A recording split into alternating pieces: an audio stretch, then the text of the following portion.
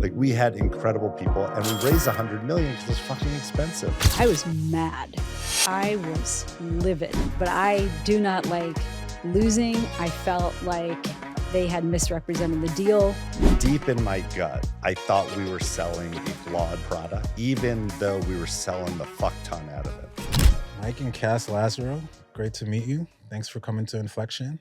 Thanks for having us. Psyched to be here. So you just wrote this awesome book, Shoveling Shit, a love story about the entrepreneur's messy path to success.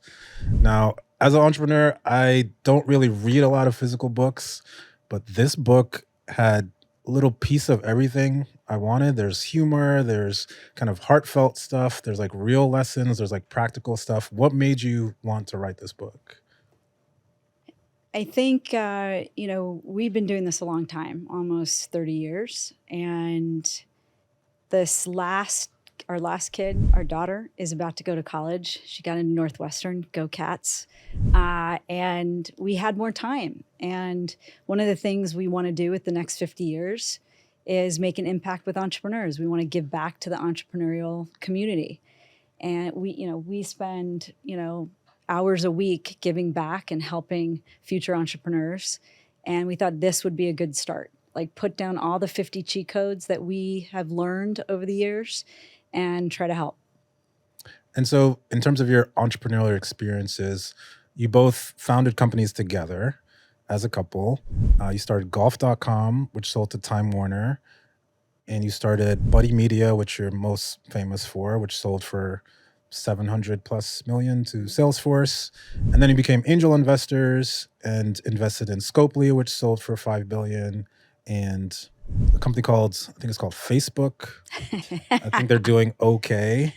And then Liquid Death, which we have a few of these here, which probably will sell in the next few years. How do you process all of this entrepreneurial journey? Like, how do you think about the entire process? Well, we love entrepreneurs. We've had an incredible life building companies. Our friends or people we worked with, we obviously love working with people who we love. We're married, working together. It's not always easy, let me tell you that, but it's been worthwhile. And so because we love entrepreneurs, we have a tendency to not look at deals as why they're not going to work out, right? So if you ask most people in the street about, Liquid Death, 100 reasons why it's not going to work out. But we ask, well, what if it does?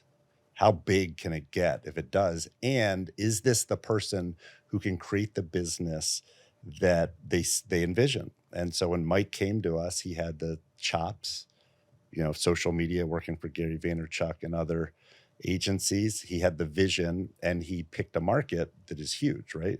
Water is a building block of life. It's the largest non-alcoholic, category. And so find good entrepreneurs in great markets, and we're kind of addicted to that. And that's what this book's about, is entrepreneurs are constantly asking us about kind of, how do I do this? How do I do that? And finally we said, let's just write down our life story. And that's what it is.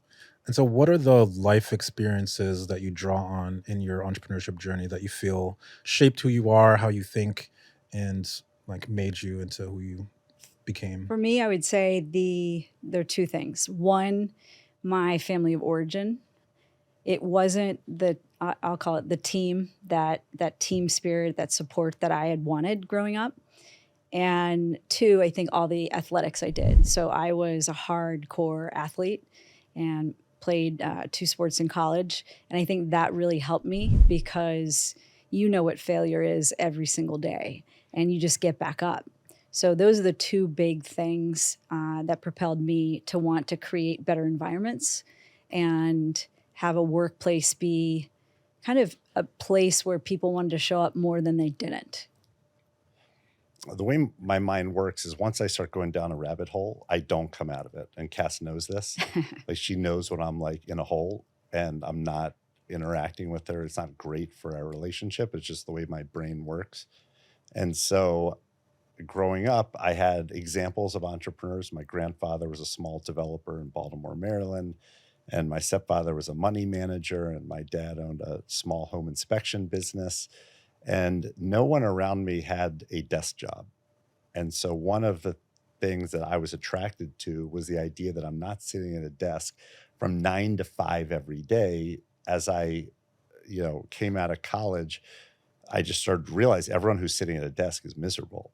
So if you're a lawyer making a lot of money, you're miserable. If you, are an accountant just sitting there all day, it's the people who are building businesses who have purpose.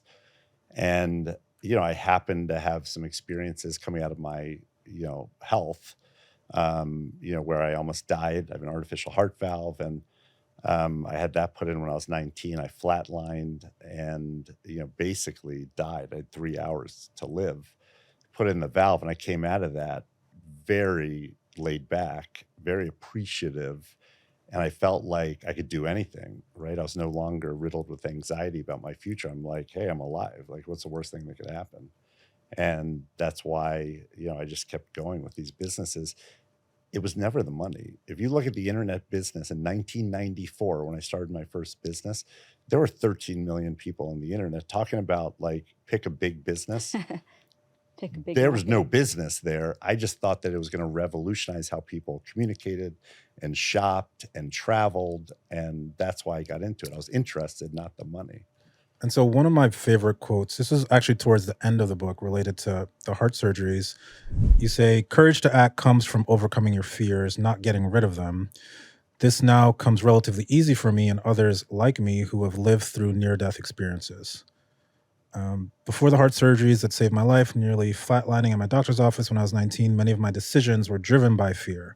I was scared to ask out girls, fear of rejection. I was scared to eat with people I didn't know, fearful that I would get diarrhea or throw up, two byproducts of my weak stomach, fear of embarrassing myself. I was scared I would drop a fly ball, fear of performing, and ended up quitting the baseball team my junior year of high school when the coach said I had to play the outfield. That really spoke to me because I think for me as an entrepreneur, fear has had a huge effect. How did that affect, that childhood affect your relationship with fear? Yes. So I was a relatively anxiety riddled kid, and it wasn't a fear of anything in particular. It was really the fear of all these boogeymen, right? Like I knew I wasn't going to like throw up on a date. I knew I wasn't going to drop every ball, but I had this fear that coming out of the surgery went away.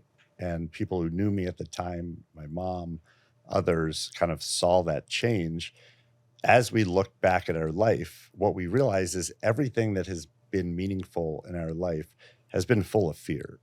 So before asking Kass out, really to dance the first time, I was so nervous. I was sweating, right? Before starting a company, think about you as an entrepreneur, right? You're like, how am I going to afford this? How am I going to hire? Are people going to buy this shit? It's like fear is your business partner, doesn't own equity, but it's taxing you every day. And the key is not how to live without fear. It's how to live with fear, how to move forward despite the fear and not get paralyzed, which took me many years, but that's, I think, a big part of our story is being able to do things in the face of fear. So what were the first businesses you both worked on? Because you worked on companies separately. Yeah. So I think I would count the first business is I worked for a agency that was primarily helping law firms, and I was asked to come on board and build the interactive arm. So it was just me. I was 25 years old and created this whole revenue stream for this company, and I was responsible for it. That was my first kind of company. And for you, Mike? I was always entrepreneurial. I love when it snowed in DC. I live right outside the District of Columbia, and it snowed. I grabbed my shovel, $20 to do the driveway, $10 for the walkway. Love the walkways. Take about like 10 minutes. The driveway's like an hour. So like, even though you charge 50% less, you kind of, the margins are great. And then in college, I was just bowled over by the internet. Let's just say I wasn't popular among college admissions directors. I didn't get into any schools but Northwestern journalism. And that's why I'm so active there. They like saved my life. And when you're in journalism school and there's a thing called the internet, which is kind of revolutionizing and democratizing content, you see the writing on the wall. Like, what does this mean to print journalism, to magazines? And I went down probably the deepest hole in my life, which is like, how does this play out? And that Web 1.0 world was such an exciting time. I think of like what Kevin Ryan was doing here in New York City. I think of pseudo.com with Josh Harris, early Amazon just selling books. Definitely. There are people who I know from that time. Mark Cuban, who I knew at the time, who was just like, oh, I'm going to broadcast stuff. Radio is going to go through the internet. Radio on internet. Yeah. So this was, very few times in your life, if ever, will you get a seismic generational shift where no one knows more than you. So here I am, a 21-year-old kid, an expert in the internet because there are no old people who know it, right? And so the entrepreneurial bug hit me so hard early. And I'm so fortunate for that because that's what propelled me into all this other stuff. I mean, if we're going to go down that road, I do have to say that I did decorate people's homes at Christmas time during college. This isn't a competition. I'm just saying everything's a competition for me. We don't have to compete. I do. I want to say, like, I got to throw my childhood thing into. That's how I made my beer Kass money. had a business in vitro is what she's trying to say. Pretty much. Yeah. So I think the first inflection point was you met some years ago, but there was like a pivotal moment where you guys met. We actually were at a friend's wedding, Jill and Kevin Kane's, and all of my friends were supposed to show up, like every single one of our friends, and no one ended up showing up other than myself, our friend Schiff, and Mike and your brother. So you worked on these companies separately. You met, and one of the chapters, the Saying I Do chapter, you start with, when we first danced at Kevin and Jill's wedding in 1996, neither of us was looking for a business partner. But the more time we spent together, the more comfortable we became with the idea that we could build companies together. Eventually, we both concluded that we were better together than we would have been as solo founders, and the reasons were obvious. Yes, we both love businesses and innovation, but our complementary skill sets and shared ethical framework transformed our romance into an equal business partnership. Obviously, your situation is very unique. There's a couple other examples. There's like Eventbrite as well, have husband and wife founders. But how did you decide or go through that process of figuring out, like, hey, we actually should work well together and avoid all the pitfalls that might come with, being business partners and life partners? When I moved to Chicago to be with Mike, I think, and we moved in together, that was like the first real test. Like, could we live together? And that was pretty easy and seamless. And then I think I would bring home my work problems and he would bring home his, and we would start to support each other and have different ideas and then start executing each other's ideas at work. And when I had the idea for golf.com, it just was like there was no one else I would want to work with. Like, I had another co-founder, Mike Casper, who's also brilliant. He was basically in charge of all tech, but I needed the visionary, and I knew it had to be Mike. And there was just no question. Everyone was like, well, how did you know? There's no one else I trusted. Like, I think you have to earn trust, and to have the immediate trust when you start a company is a head start. It's a competitive advantage. Interesting. And so you had experience in golf personally. How did that play into you building this company for golf.com? Well, I played golf in college and became a little obsessed with it, as most golfers do. And I was what, most people are, recreational golfers, which means I don't belong to a private fancy golf course. I was playing public courses. And in order to track a handicap, you'd have to go back to those same courses. And that's just it's not affordable. It's not easy because you didn't have the same setup. So I really wanted to provide a way for golfers, recreational golfers, to track their games online, get, a live stream of scores and things, and then book tee times. And thanks to Mike, I came home one day and I was like, gosh, I wish there was a way that I could put all this data online and lock it. And he's like, I have a better idea. And he usually does have the better idea. So, yeah, how do you build off of each other in that way? Because sometimes, I guess for a lot of the co-founder relationships I've seen, there's sometimes a bit of like one-upsmanship, and there's bickering, and there's ego involved as well. Like, how do you make sure that didn't creep into We start off the book early on a chapter about co-founders, because even though we were dating at the time and then married and have kids and everything else, what we went through as co-founders isn't that different than any other co-founder relationship. Right. And there's some clear reasons why we work so well together. And now that we've invested in 100 teams, we see ourselves in other teams and we see what hasn't worked. Right. And so what we think works is, if you want to do it yourself, that's cool. So there's nothing about a solo founder that we're against at all. You own more equity. You can make the decisions. Faster. Some of the biggest businesses have been built by solo founders. So nowhere are we criticizing solo founders. There's also some downsides, which is you got to do everything. There's mental health issues. Loneliness. You don't have a support network. And so for us, why it's worked so well is we work together, but we don't work together. There's a very clear segregation of responsibilities. I was going to say duties, but I don't want to say duties on your podcast. And she is an incredible operator, incredibly detail oriented. Nothing falls through the cracks. She can get through a to-do list like no one else. I am more of the visionary. I'm a salesperson. I'm a product person. I got to feel it.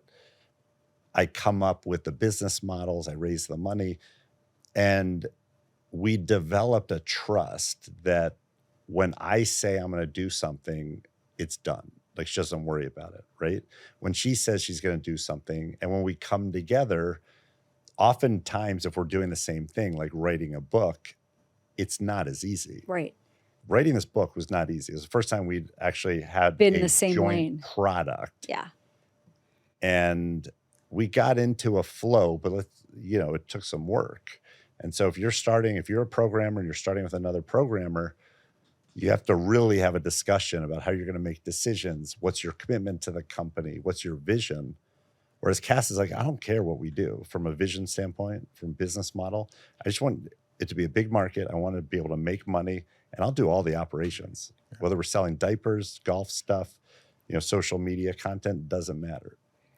So it's March 2000. You're working on golf.com. Yes. Building. You get the amazing domain name, golf.com. Yeah.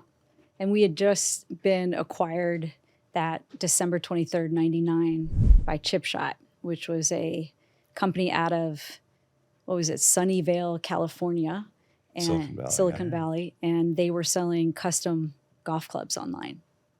Yeah. And so what was the feeling when you had this acquisition? That's what we all dream about, right? It was in the height of the .com boom. Awesome. It was great. I mean, don't forget, the frenzy around the internet was bigger than AI right now. Yeah. eToys goes public, quintuples, right?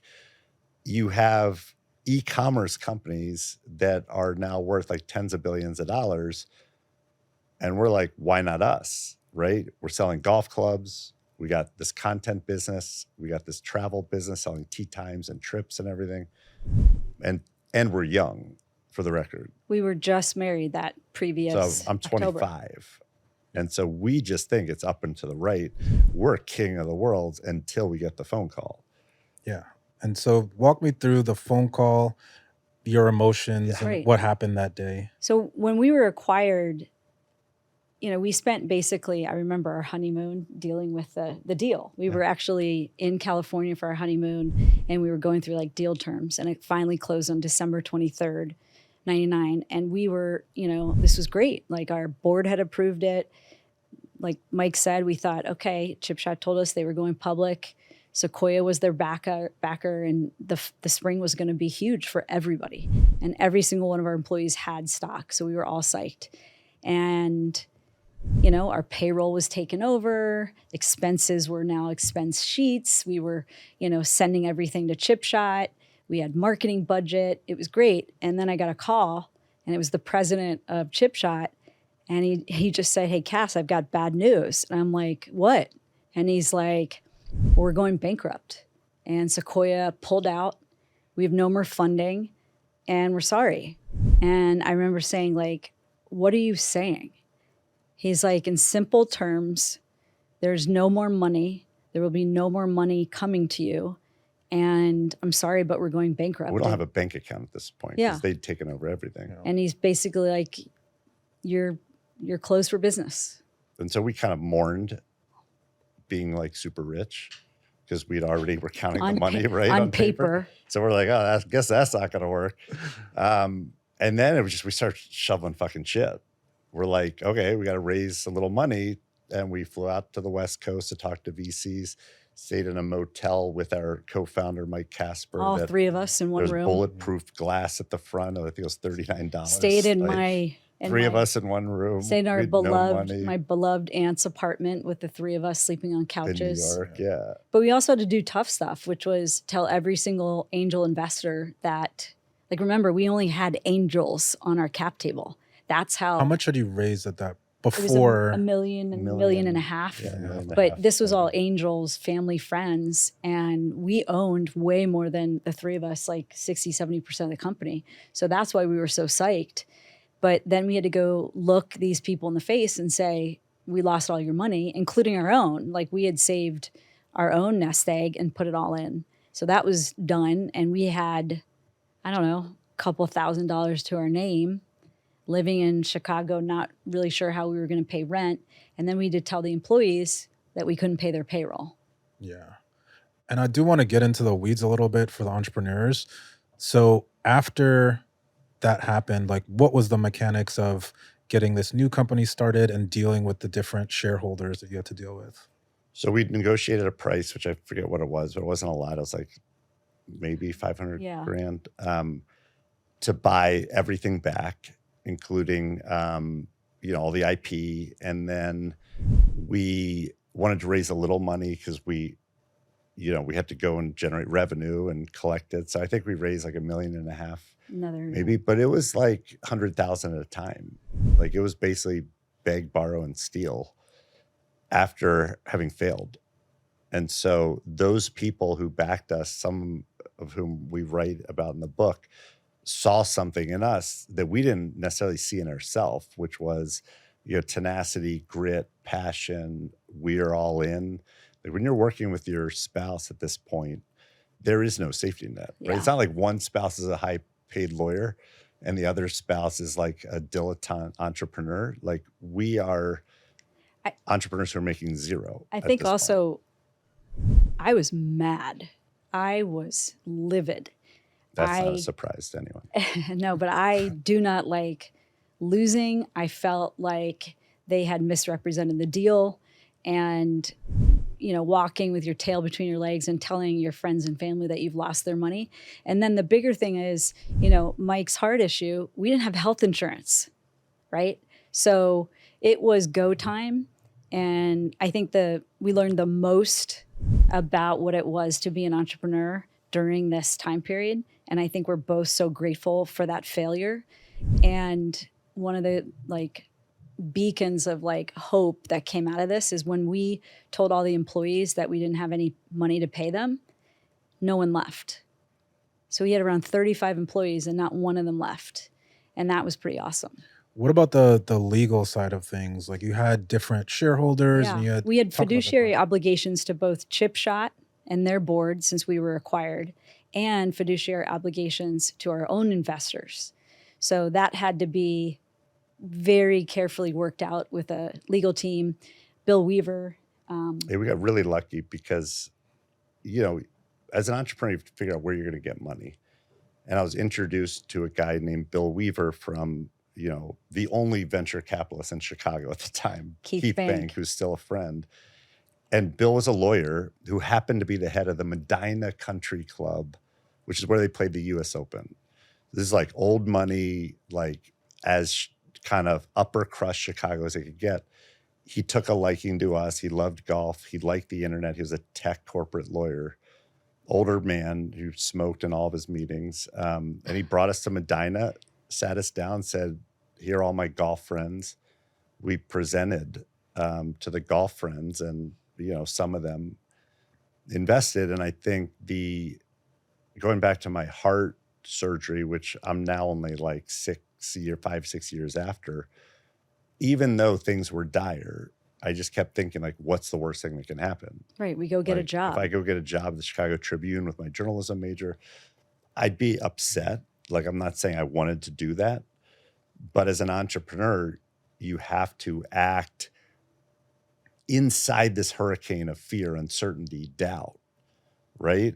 And do your best, knowing that it may not work out, and the book is not written for the current tech crowd, even though I think they'll get a lot out of it. As a tech co-founder, there's a lot of like safety nets you have. Any engineer who starts a company can go make $1 million if they know AI from Google. The book is really written for people who are out there. 15% of all businesses are run by couples, like restaurants. And, there are 5 million businesses started last year. These are not tech companies. These are service companies. These are barbershops. Yep. And there's no safety net. You just have to do what you need to do to make it. And sometimes that means groveling for money. Sometimes it means pre-selling your services, but do what you got to do. Shovel the shit. So golf.com limped along for a while and you were eventually able to sell it. I'm curious about how did the dilution work when you we were raised wiped out. and then sold? Oh, we How did that owned happen? very, very, very little of it. The three We've of never us. talked about it, but we sold it for $25 million and we owned 10%. Yeah. But $2.5 million to us at the time, Pre-tax. I grew up in a world where $1 million was a lot of money. Yeah. $2.5 million was. And people look at it as like, oh, it's not a lot of money. It's a fuck ton of money when you're 25, 26.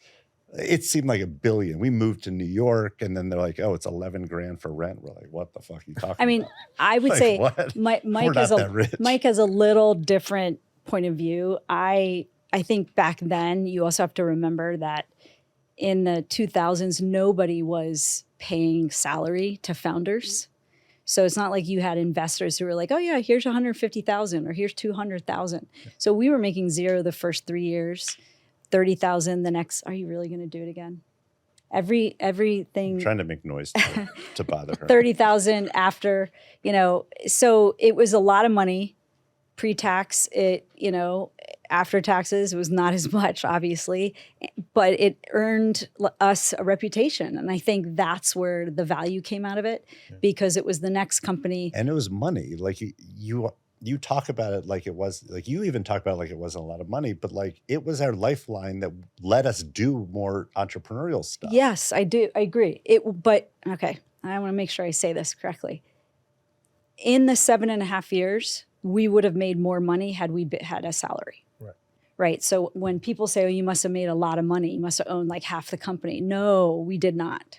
But it did allow us, I think for us, the biggest value was that when we started the second company, doors were already open. And it was like, oh, you too? Great. We love you. Boom. Here's money. People saw that you're resilient. And yes. You've been through some things. Yeah. And you're able to get to a positive outcome. Exactly. Like and if you're an entrepreneur, get the first exit. Yeah. Just get it. Get it on the board. Yep. And if you are Zuck and you truly have something that you think is special and will scale, great. Most companies aren't that, right? Like most companies trade for like X times earnings. What happened when we sold that business is all of a sudden we look like geniuses, right? Even though we're just two schmucks who speak for yourself. No, but like we got so golf.com in particular got very lucky. Yes. Because it was not going to be a big business till this kid named Tiger Woods came around. Right. And Tiger was bigger than, in terms of globally, bigger than Taylor Swift today. Cover of every magazine. Every company wants to associate. He's winning the Masters by 16 shots over these like white dudes who'd been playing their whole life. This guy comes out of like not the great parts of LA and is just running all over them. And it's a story unlike one we've ever seen, right? Maybe Michael Jordan, maybe a few others. We owned golf.com. Right. That luck that we got. That was huge. Tiger Woods made our business. Yeah. Just like he made Titleist and every other company. Sometimes you need to get lucky. Yeah. So your next business, Buddy Media, was started May 24th, 2007. Yep. in a hospital. That's correct. Seems like there's a bunch of hospital stories in here. Those are probably the funniest. Honestly, I was not expecting this book to actually be funny, but there's so many funny moments. I'll leave that for people to read. But you started Buddy Media, and what was the original concept of Buddy Media? I'll let Mike explain that because I did not like the concept. Yeah, so Kass was delivering our third child, Vivian, C-sectionally. I don't, again, like, why do people have to know that? Well, they already know you have a narrow birth canal, so I figured, they kind of guess that that's how you have kids. I don't get it. It's just out there. Go ahead. You're an influencer. Go ahead. So I'm sitting there on my BlackBerry, and I read about F8 and Mark Zuckerberg saying F8 is Facebook's developer conference. He released the APIs, the programming interfaces, to allow you to tap into the social graph, the virtual representation of real life relationships that Facebook had built, which I knew would let you create applications that were just better. Like, would you rather play backgammon against a friend or a computer? Would you rather wish someone a happy birthday with a personalized message or some random emoji, right? And so the idea that there's going to be this whole new open social internet, like literally at the hospital, I went down a hole. He was not present at all. Like, he said, guess what? I'm like, oh my God, he's going to say like sushi, a glass of wine, whatever I couldn't have while I was pregnant. And it was, I know what we're going to do next. And my response, of course, was, are you fucking kidding me? Man, I was early in Facebook because I came out of this, like the college world with UWire, which is one of my businesses in college. And I just thought it was a better way to communicate. And I knew that dudes loved it because we don't like picking up the phone. And it had like the women, and whatever social network has women, like gets all the dudes. And so I could just see the growth, and I knew that we needed to figure it out. I didn't know how. So and you didn't really have. We didn't have a business model. We just knew we wanted to be a part of it because it was going to be big. First business model, to answer your question, was called Ace Bucks. We were going to be the currency of Facebook, which, I mean, I just want you to hear that again, Ace Bucks. It was a bad idea. It was a bad idea. But she didn't. Were you originally trying to make it Facebooks? I don't think we could ever have gotten that, You couldn't IP. have an app on the Facebook like app exchange that had face in it. Yeah. There were these stupid little games that REA, published on Facebook. Mike bought them, and he's like, okay, what if we can create this community? I think he originally wanted to call it Facebucks, but Facebook wouldn't let him, so it was called Acebucks. And so it was basically like, it was really silly. So basically it was like, all right, we're going to create a monetization engine around these games where people play games and they're going to earn Ace Bucks. And they could use those Ace Bucks and actually redeem them for prizes, right? And so it was kind of like we would basically get brands to buy ads within those games. That was it, right? That was like Buddy Media 1.0. Over time, I grew to hate it, actually, just because it was like, it was not real engagement. It was like people were just doing things like, hey, sign up for this newsletter or click this and get 20 Ace Bucks. It wasn't real engagement. And also, I've really gone back to some notes here. You say I let it through. I actually have just had a baby, and I think I was sleep deprived to have let that one. You didn't veto it. No, but I don't think I got the opportunity. Anyway, then we pivoted to custom apps, which is basically, once we figured out that no client wanted, Ace Bucks, but they did want help understanding and like how to build their own apps on Facebook, we started doing that. But you can imagine custom apps, they don't scale. And the minute that Mike realized we needed to pivot to a SaaS model and create a platform that allowed big brands to reach their customers online, that's when things took off. So that was the major inflection point, the pivoting to SaaS. So I remember the day like it was yesterday. We had our all team meeting, and like Kass is like, we have to pivot. We have to pivot to this new CMS, recurring revenue model, because the apps were just kind of one and done. So, okay, it's $200,000, and then maybe they spend another $100,000 in media. It's done after that. there was no longevity. There was no life cycle. When we did the CMS, well, that pivot, we were going to charge like $5K a month, $10K a month, depending on what they were going to do. If it's a Unilever where it's massively global, we could charge 50 grand a month because we're doing it in 30 countries, right, in multiple languages. And so that is kind of an always, monthly recurring revenue is the way to go. That's the holy grail, ARR of like, a software company. But that meeting that we had that day where Kass is like, any contracts that we have out there, we have to cancel. And I got to tell you, like, my heart fucking sunk because I had like $2 million in pipeline of things that were very close to closing. And so I had to then go back with my team to tell that client, like, hey, we can't do this anymore after they had already allocated the budget. And by the way, how hard sales is. Like, and especially if you've got a 300, 400K deal or a 150K deal that you've worked a year, right, that you finally got them to commit, and then I had to say no. I mean, that was painful. I mean, and we got into a huge fight. I mean, like, it took a few days. Kass and I don't fight ever. I don't think we've known each other now for 17, 18 years. We're still best friends. Mike and Kass and I are still best friends, like best friends in the world. We'd never fight. That was one of the fights that took a few days. I was just like, it was the right decision, but like telling all these clients that we can't do it was heartbreaking. So I think there's a lot of romanticizing of pivoting. Yeah. And it's like, oh yeah, you just pivot.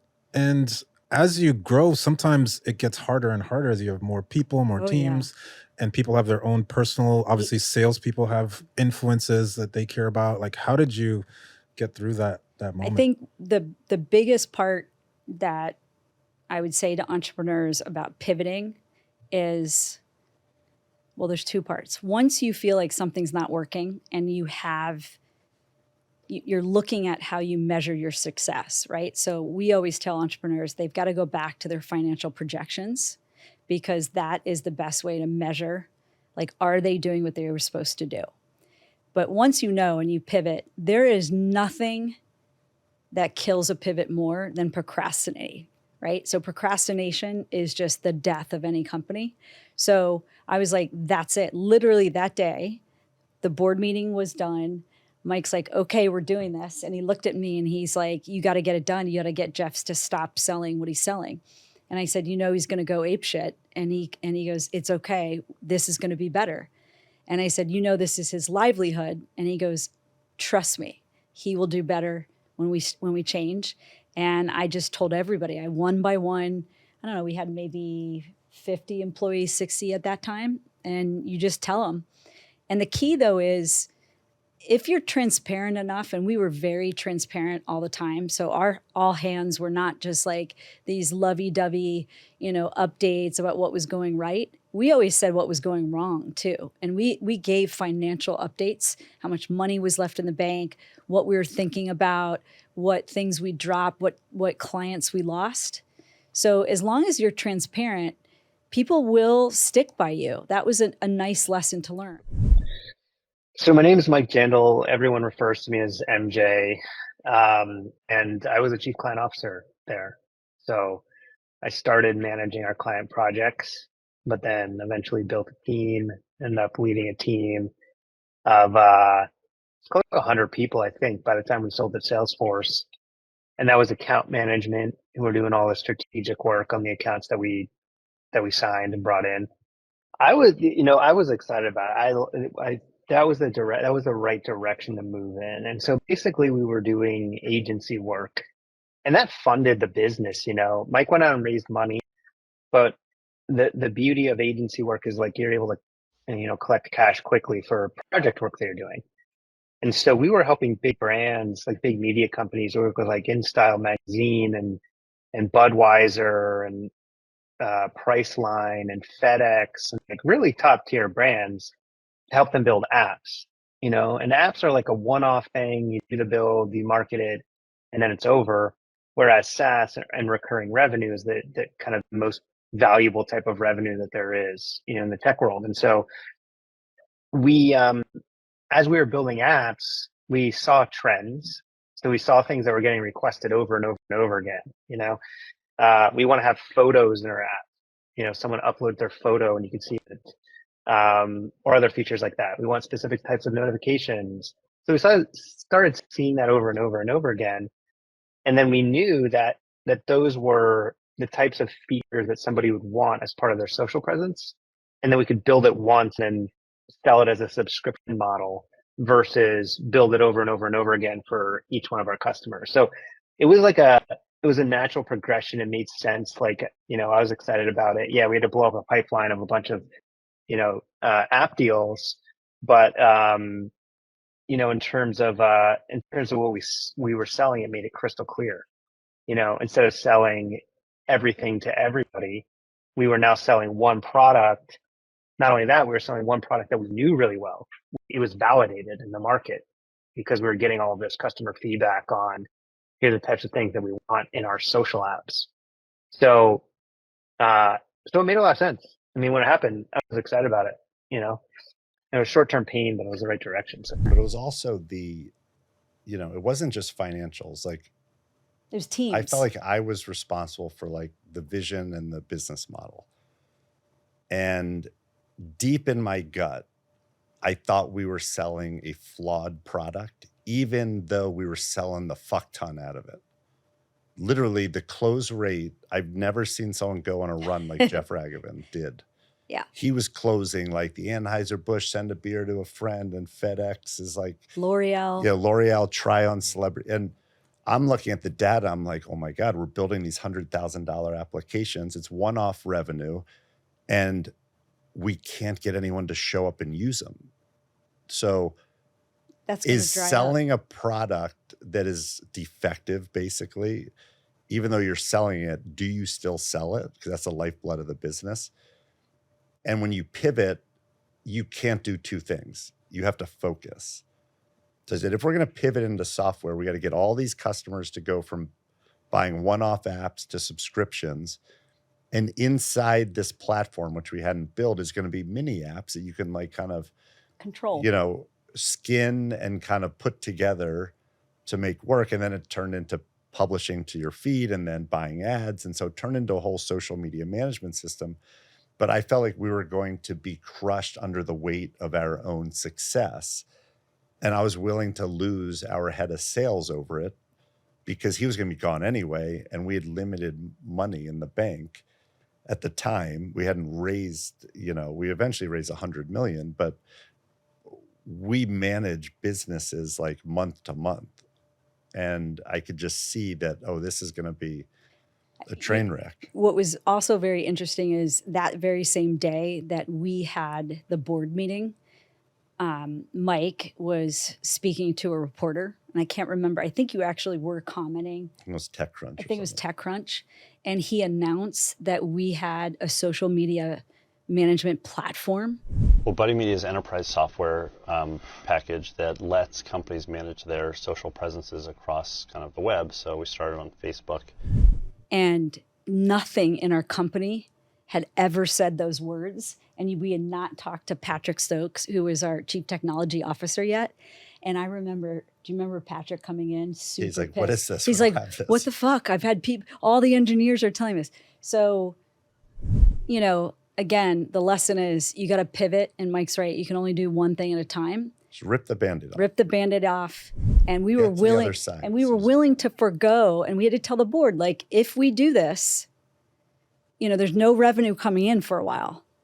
So if we need money, you guys better pony up. And that 3 years, to finish the story, the 3 years after that pivot, we went from 0 recurring revenue to 50 million in annual recurring revenue. In just 3 years. A little lucky on the back of Facebook. Facebook, like Tiger, was like now a global phenomenon. Went from 20 million people when we started to they're probably like a few hundred million. Now they're 3 billion. So we picked a good market, right? But we probably gave up on about $1 million of app revenue. Yeah. What I'm taking away from that, and it's actually something I did notice in the book, there's like a focus on getting to the truth. Yes. Actually getting to the real heart of what is going on and not pretending like things are great and like sugarcoating it, just like really Yeah, talking and sharing and being open. Is that something you guys always had as always part of? It came from the most important lessons that we got at golf.com. don't shine the turd. We were chewed out by an investor. So when we recapped, went back on the road, and we got the $1.5 million that we needed to start golf.com over, and we had a new board, and I'll never forget it. We were asked like, how were sales going? And I said, Mike, why don't you report on sales? And Mike said something to the effect of like, they're not that bad. They're not great. They speak for themselves. Something. I was overly optimistic, and I was positive. And then Matt Sorovich just chewed us out. Hedge fund. He's like, do not shine the turd. And I'll never forget that. Like I didn't think we weren't lying. We just were being overly optimistic. And from that day forward, we were just realistic with everything we said. And what we realized is that investors, employees, partners, they're okay with bad news. Yeah. They're not okay with surprises. So if they think that it's going like this, and then you show up and be like, oh no, it sucks all along, then they're pissed. So another quote that I really liked, talking about personal life and balancing. An entrepreneur's personal life inevitably conflicts with the endless stream of work.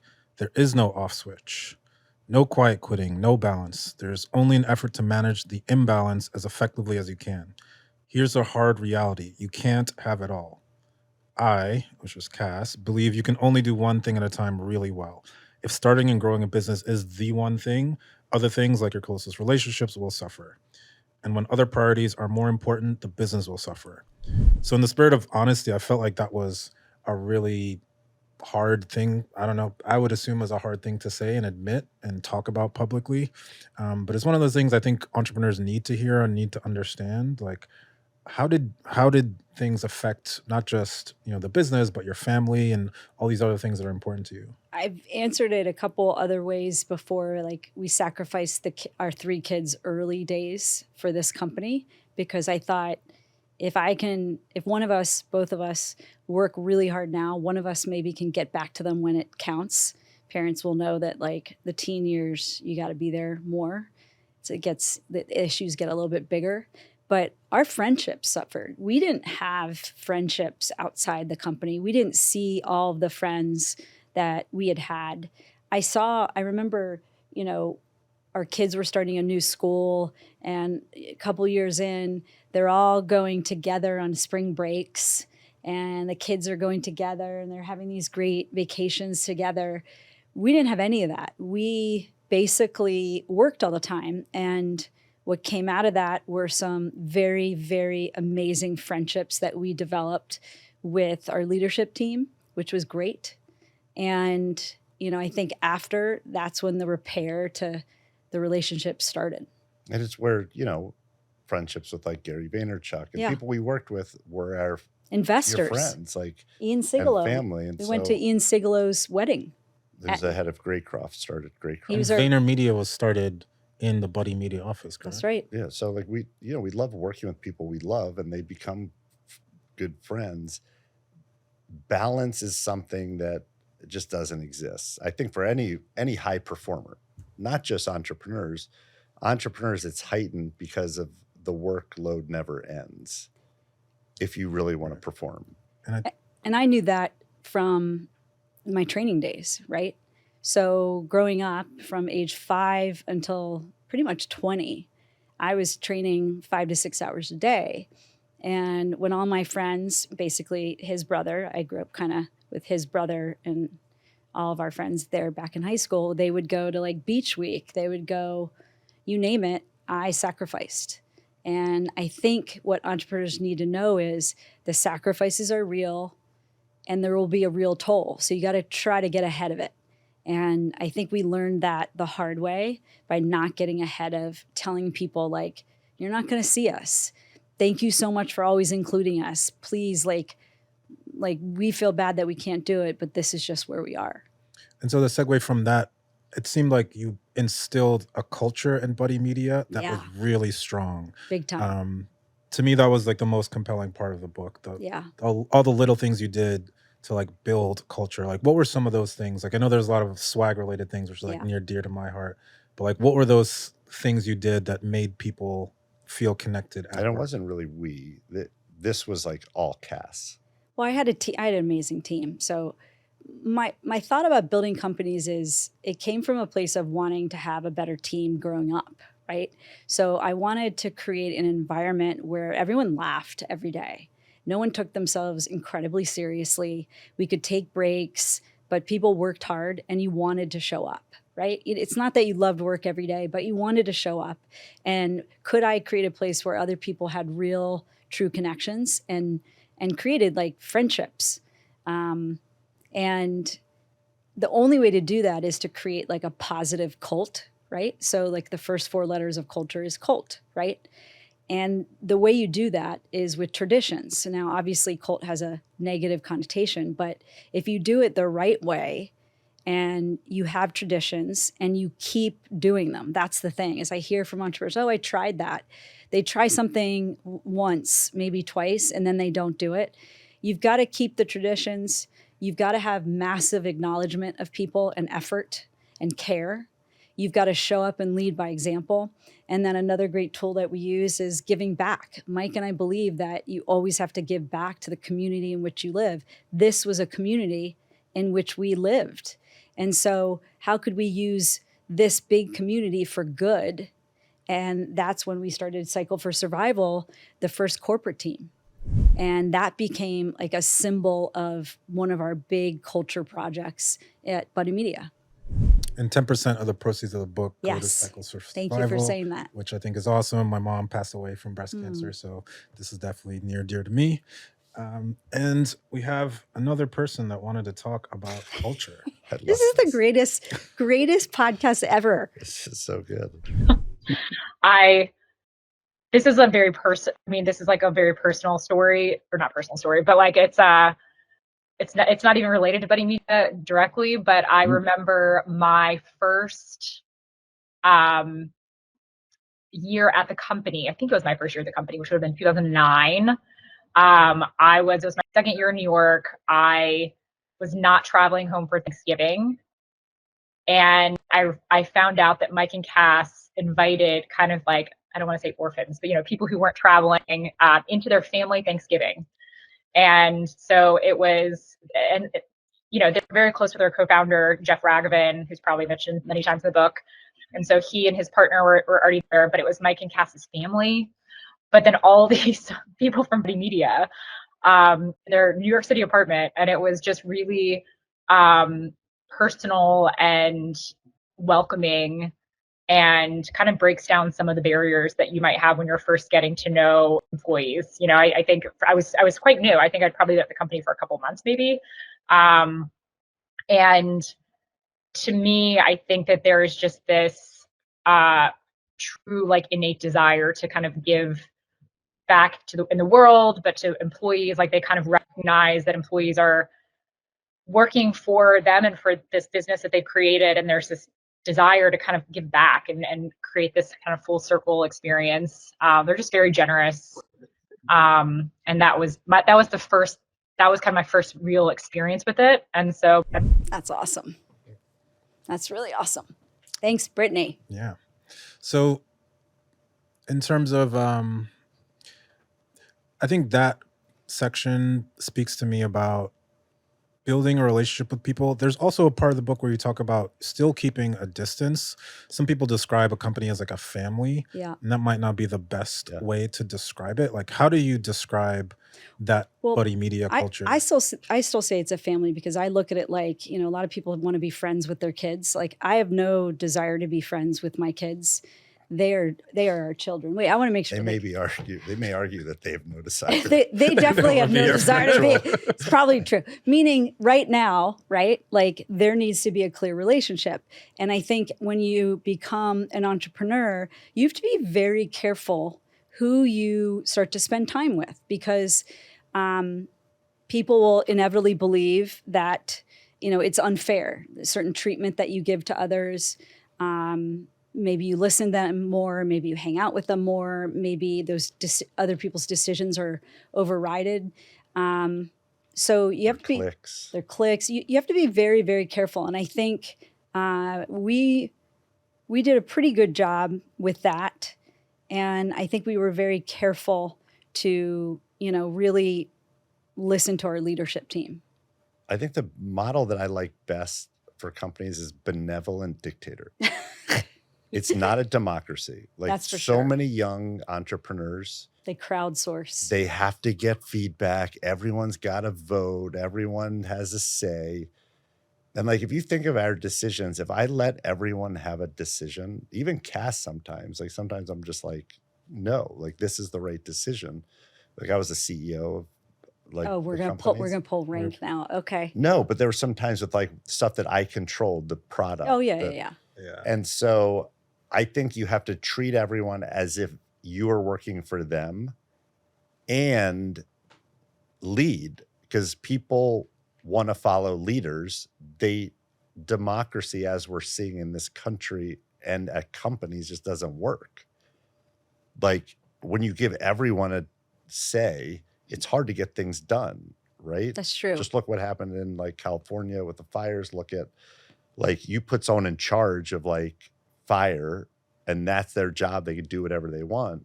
It probably ends a little differently. Yeah. So we're gonna go to 2012, Yes. May 8th, 2012. That would be Mother's Day when we signed the agreement to sell Buddy Media. So what were you doing revenue-wise? How big was the company at that point? We were over 300, probably closer to 350 people, 50 million in ARR. Yeah, we just crossed, I think, literally that month, we'd crossed 5 million of monthly revenue for the first time, I think. Yeah, I think you're right. That or June, like it might have been the And I just recruited one of the top salespeople at Salesforce purposefully. And her name was Susan St. Ledger. And I couldn't get her. I tried. yeah, and neither she can we for the we haven't kept up. she's with always her. been out of our league. She's way out of our league. But we knew this would be like a big loss for Salesforce. And I think also for us, we needed, and like Jeff would say this, we needed to like up level how we were going to structure the sales team. So we brought her in as president. And then that created a ton of buzz because her leaving Salesforce, she was one of Mark Benioff's top salespeople, and that was great. And then people, How did you convince her? it took about 10 trips out there. I mean, you date.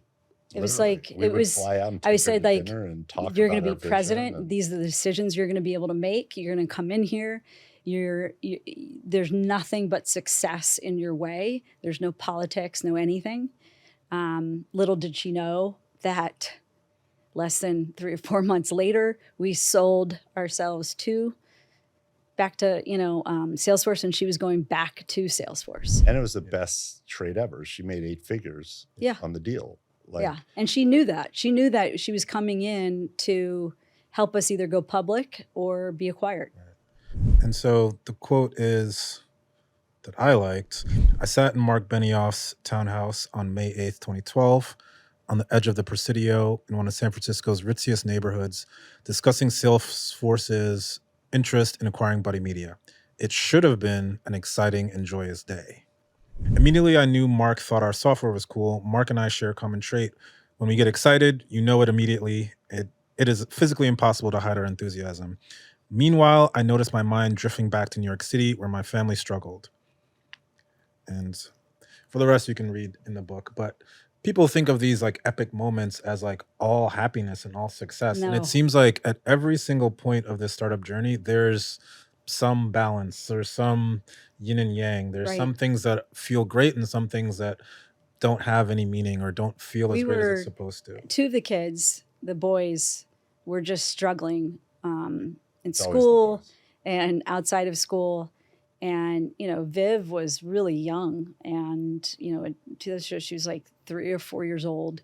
Mike had, for no reason at all, adopted a puppy while he was on the road 24/7, and that puppy was kind of like a really tough puppy. And we weren't connected because of travel and stress. And so, it's people say, oh my God, this glorious moment. It is. And there's real life stuff going on at the same time. Yeah, I wanted to go back to another point, a tactical point that might be useful to entrepreneurs, doing this like non-traditional marketing. You did a bunch of stuff with swag and culture Yes. internally to get people excited and to anticipate Yeah. anniversaries and things.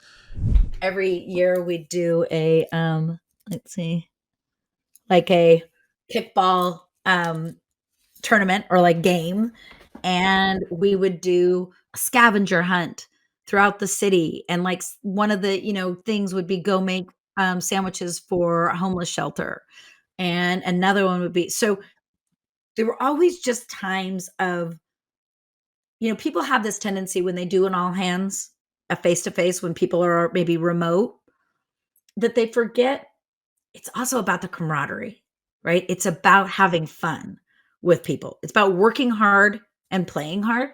And Kass gets that like no other. And then you also did big things that people just say, I literally just saw somebody say, billboards are a waste of money. Right. Right? Right. And so marketing is all about finding a way to stand out. How did you think about that in doing non-traditional things? We were in like the age of, this new era of social media, everything digital. There were digital ad agencies, everything. And then you were seeing social media agencies popping up.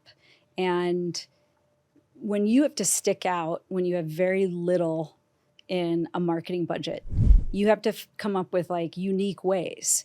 And we were trying to build our brand, and we were trying to say, okay, if we're going to go after the Fortune 500, how do we get them to think we're a big enough player, right?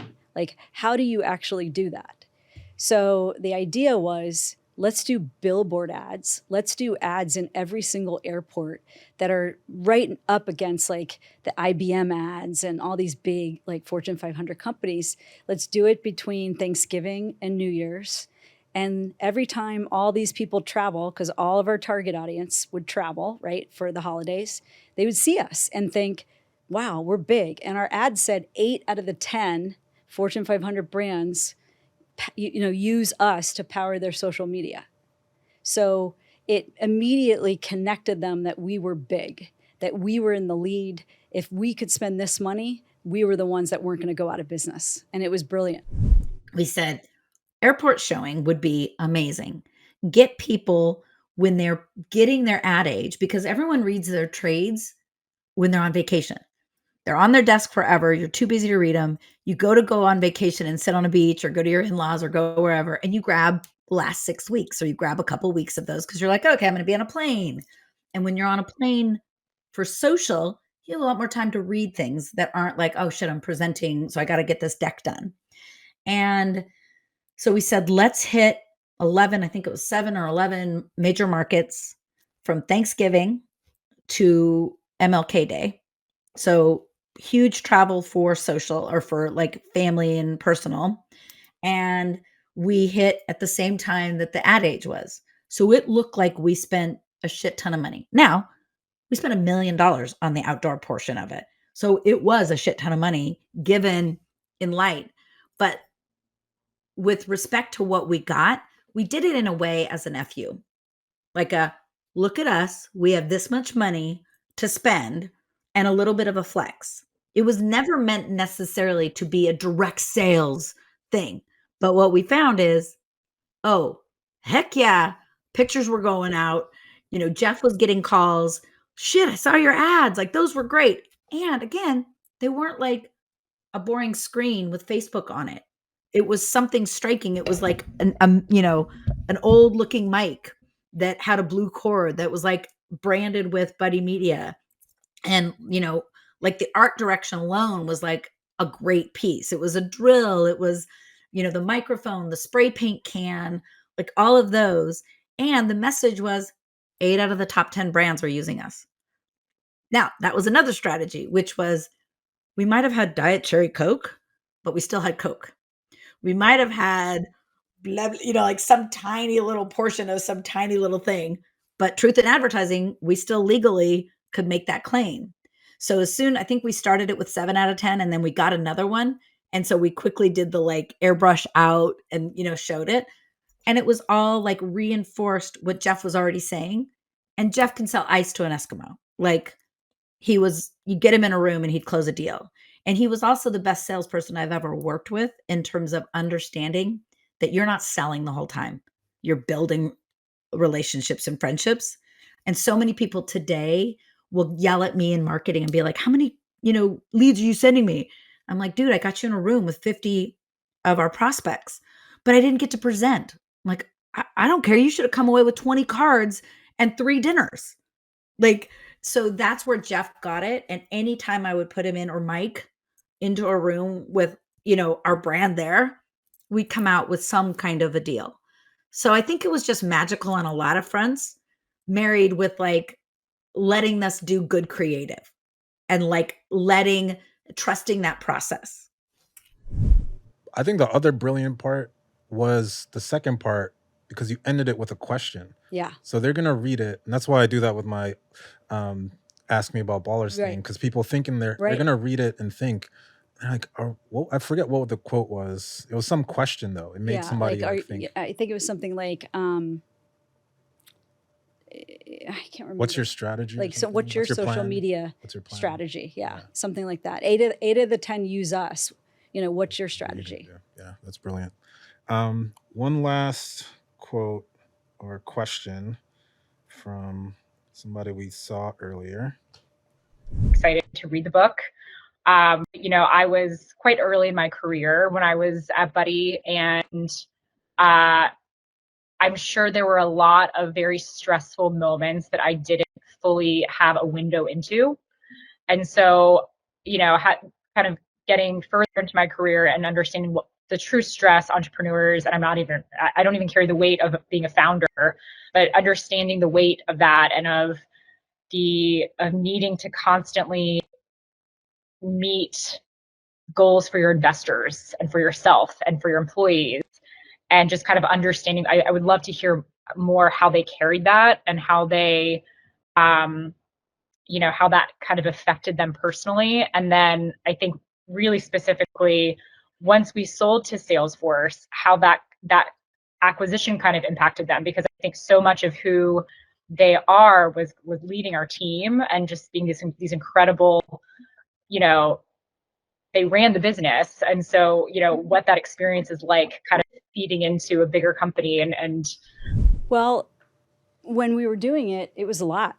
And I feel like Mike had the brunt of every investor who would call, email, text, wanting updates, giving suggestions, you name it. It's a lot of responsibility. And there are active, helpful investors, and then sometimes they're not. Sometimes they do waste entrepreneurs' time.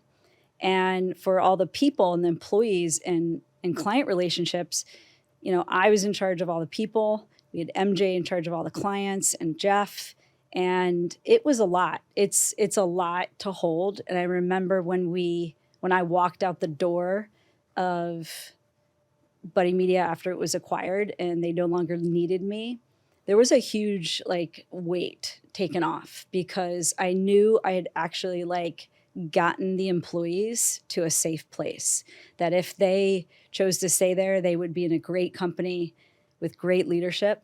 So it was a lot. And I know, Well, what do you think? so let me give practical advice that I keep giving over and over to our founders. As an entrepreneur, as the head of the organization, you only have about 3 jobs. Number 1, are you focused on the right things? So is the work you're doing as a company, is that the work you should be doing to achieve the vision that you have set out, right? Number 2 is, do you have the right people in the right positions to do the work? And if you don't, you're never going to reach the goals, right? You're never going to climb the mountain without the right people leading, knowing how to navigate, knowing how to get there. And number 3 is, do you have the money? Do you have the resources? And you as the leader need to set the agenda. Here's where we're going. And I mean this week, this month, this quarter, this year. And over again. Right? Not like in 10 years, like the work you're doing today. Do you have the right people who you could like wring their neck if it doesn't happen? And you're like, hey, what do you need to succeed? I'm here to help you any way you want, but let's go. And then is it funded? And I think that's what we did in Yeah. hindsight really well. We pivoted into the right business. We had incredible people. Like not only Jeff Ragavan, but Miles Klieger, who's gone on to build Braze into a $6 billion company. And all of these people have started companies, and like we had incredible people, and we raised $100 million because it was fucking expensive. And I didn't want to run out of money, right?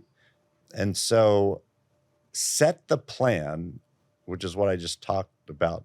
Trust the plan until your gut's like, oh, you're fucked. But did you Like find, your plan is not going to work, But and then do a new plan. but the question that Brittany had was about, But that's how The I got through the stress. stress. that's how you got I through the stress. trusted the plan. I trusted the that's what- process. Yeah. Because if you walk around an office stressed out and be like, what's going on? It just spills Like over. if I go into the sales team and be like, you sell today? You sell today? What do you sell today? Like it's never going to work. that's not a culture that you want, right? The culture that I want is, listen, I'm going to assume you're kicking ass. If you're not, come talk to me and let's figure out what you need to succeed. I think the other part is how we got through the massive stress is we over communicated, and people say this to Mike and I a lot. Like, I don't know, like we pivoted, but I can't get everyone on the same page. Well, how many times have you told them the mission, the new mission? And they're like, well, I told them, once like 3 months ago. Every email, every one-on-one, every team meeting, every leader meeting, anytime you are together in a group, you repeat the mission so that they know there's no doubts in their head about what you're doing.